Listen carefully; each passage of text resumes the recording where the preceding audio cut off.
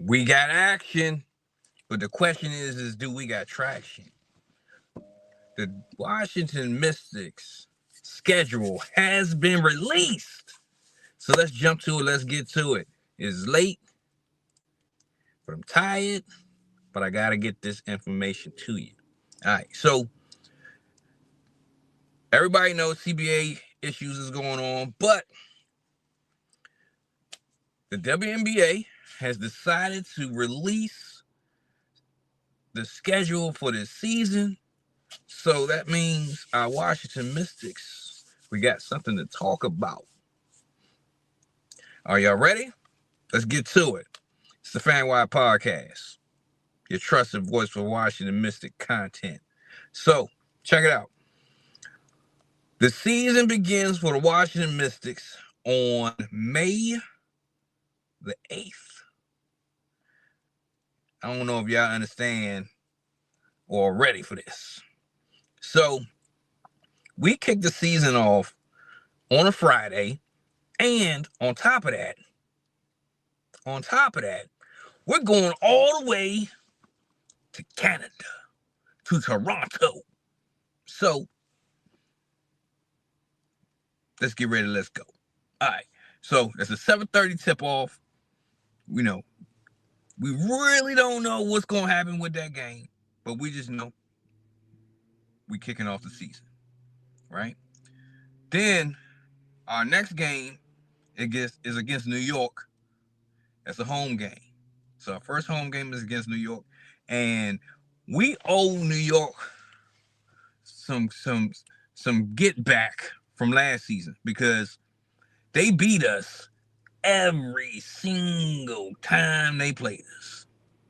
So with Kiki Irfin and Sonia Citron being able to have a whole year under their belt, they're getting that unrivaled action, so that they're getting it together, right? So I look forward to seeing what these young ladies do, right? Especially against some of the top tier talent in the WNBA that kind of had our number at times last season, right? We started off real hot last season. We look forward to starting off real hot again this season, but we got some work to do. One thing about the matchups in this season is, in the 2026 season, is I see that the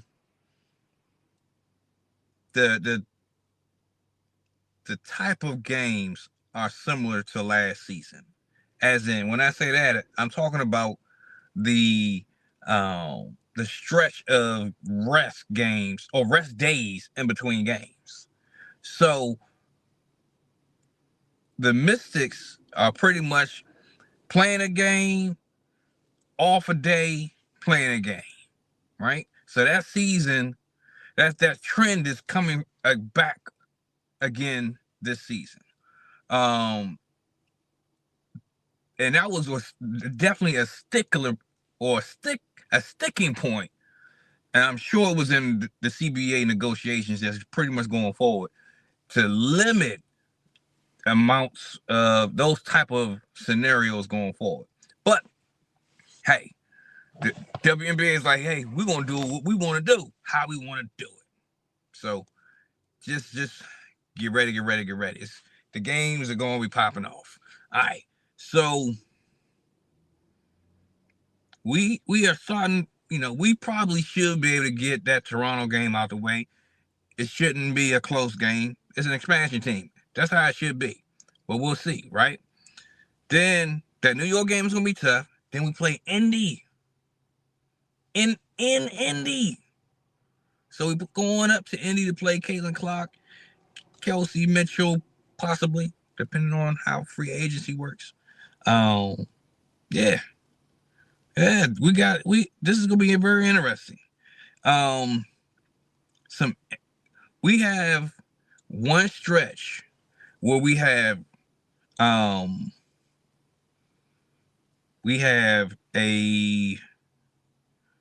stretch of probably, like, let's see, 1, 2, 3, 4, 5, 6, about 6 or 7 games where they're the closest things to having back-to-backs. So pretty much you have that game on, game off, game on scenario. So that's gonna be a tough stretch.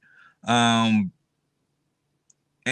about half of those games are going to be away games. So that off day is pretty much a travel day. So it's not really a day for rest and recovery. So, we'll see how that impacts the team going forward. But I'm sure every team is going to be in the same boat, have to suffer the same consequences of having such a condensed season, right? And then, let's talk about some key dates in this season that are different from other seasons. So, of course, we're kicking off the season in May, on May the 8th. But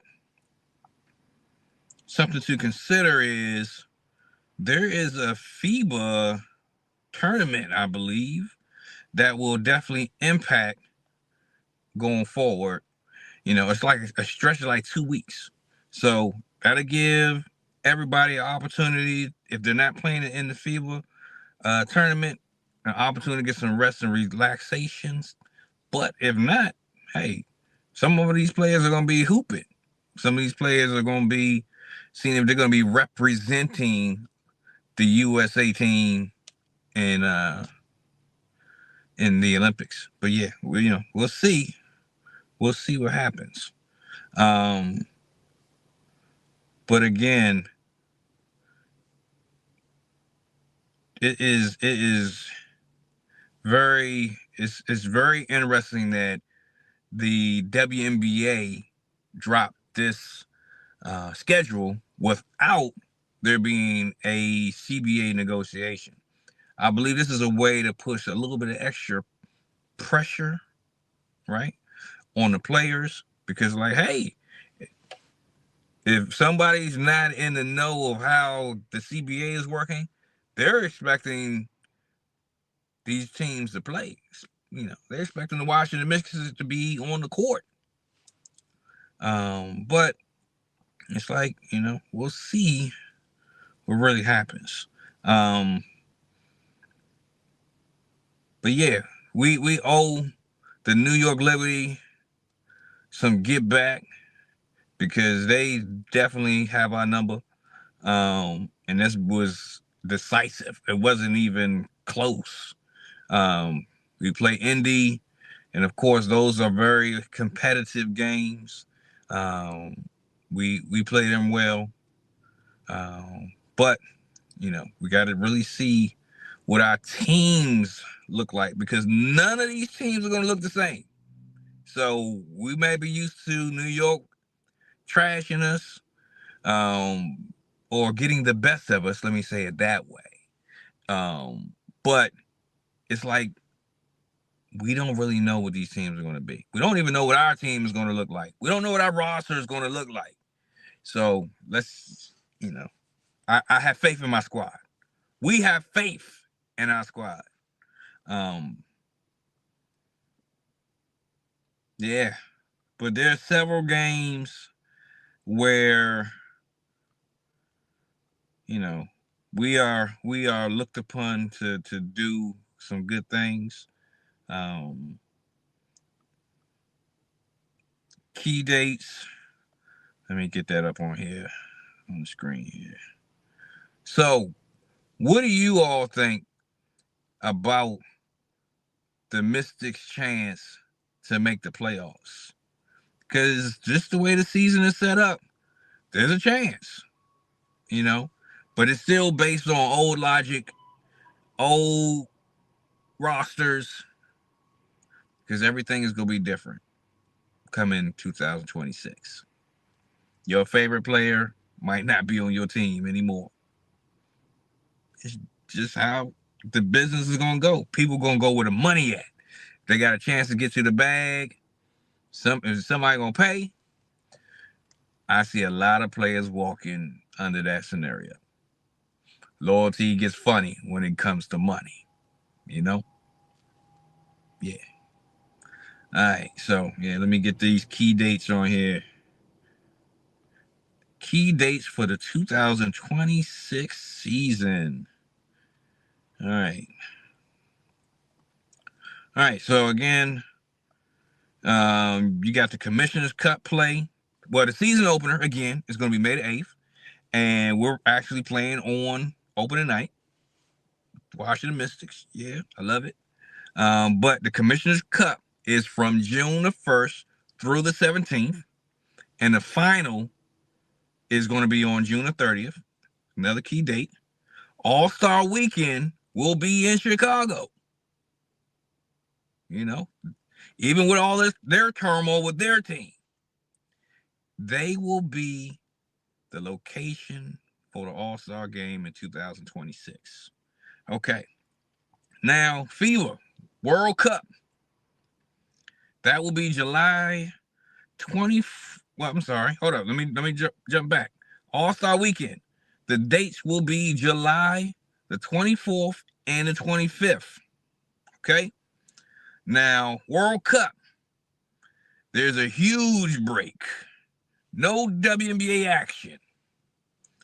And that's going to be from August the 31st through September the 16th. That's a good stretch of no WNBA. However, at least we do get some women's basketball with FIBA, so make sure you are able to watch those games one way or another. You know? So then the regular season ends on September the 24th. Right? And 3 days later, the playoffs begin. So those are our key dates in the season, right? But of course, there are other things that need to happen. We need a expansion draft. Some of our Washington Mystics will be possible. Okay, let me say it like this: there is a possibility that some, or maybe one, of our Washington Mystics could be selected to go to one of the expansion teams, whether it's Toronto or Portland. We'll see if anybody's picked up. We'll see. All right. Now, let's see here. So, let's talk about the Commissioner's Cup, right?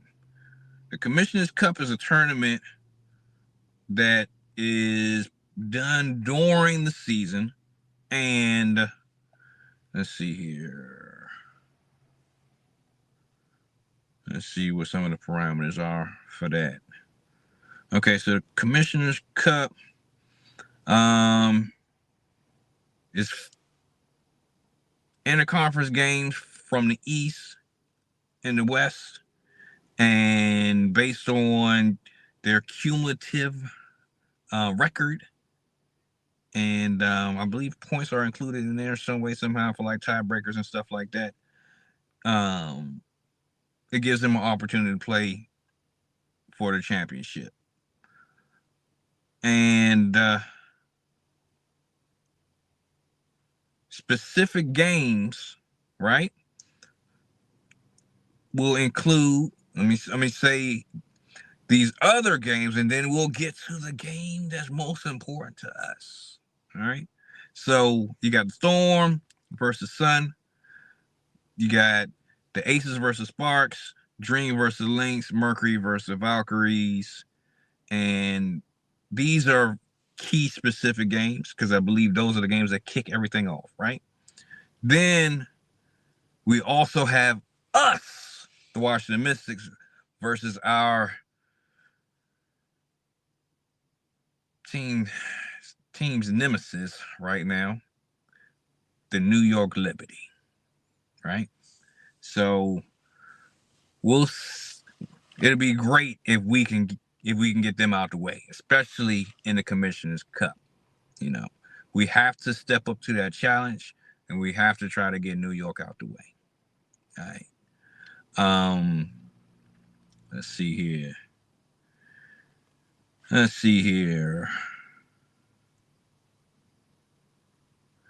yeah, so that's good that we are one of the featured games, and this is according to other writers, right?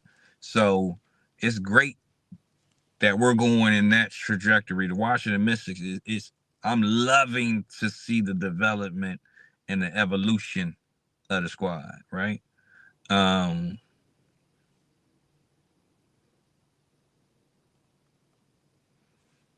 so if our Washington Mystics win the Commissioner's Cup,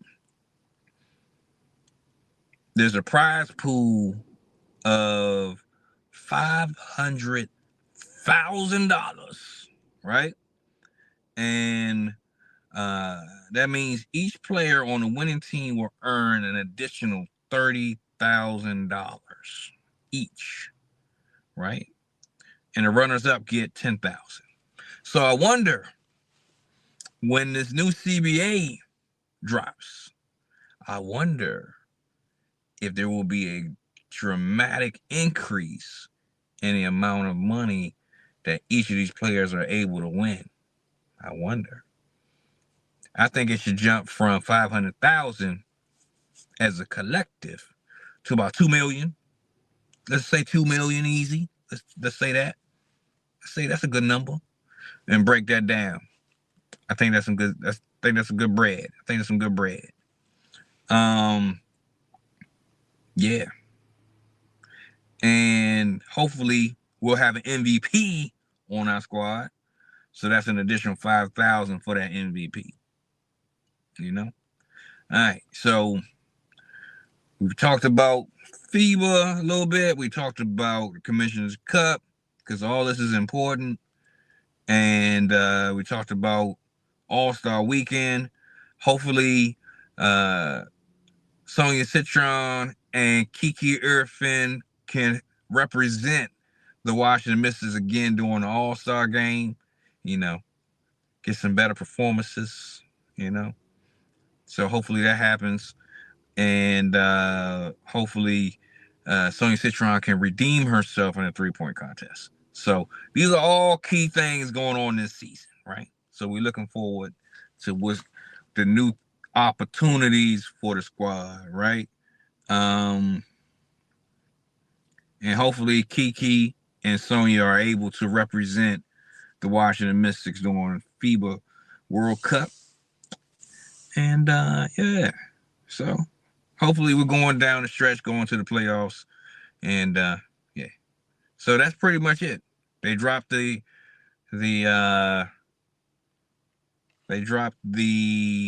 schedule, and it's looking like we have a good chance to do some good things.